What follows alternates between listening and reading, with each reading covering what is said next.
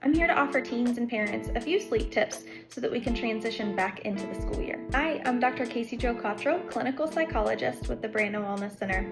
So tip number 1 is to utilize our sleep drive to set us up for success to sleep the next night. So our sleep drive, I think about it kind of like a stretched rubber band.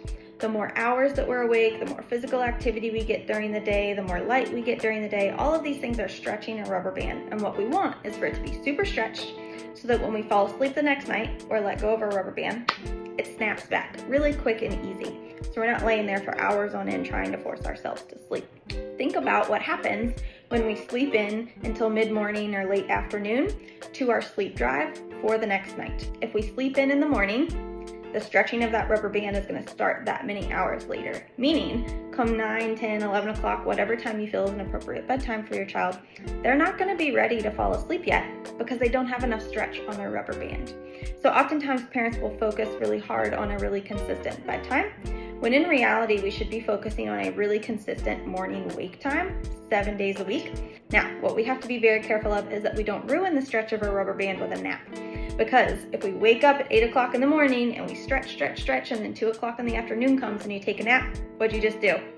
Snap back your rubber band. Now, it's going to start stretching again before bedtime, but it's not going to have near as much stretch as if you had that consistent morning wake time.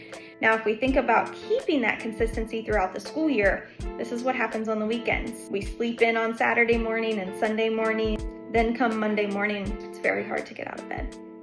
For tip number 2, let's talk about caffeine.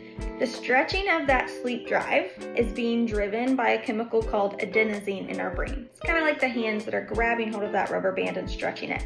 What caffeine does is it blocks that adenosine from being able to grab hold of that rubber band and stretch it. And it can actually block that receptor for up to about 10 hours. So the recommendation is that we have no caffeine 10 hours before bedtime so that we make sure that we have plenty of stretch to be able to fall asleep when we would like to.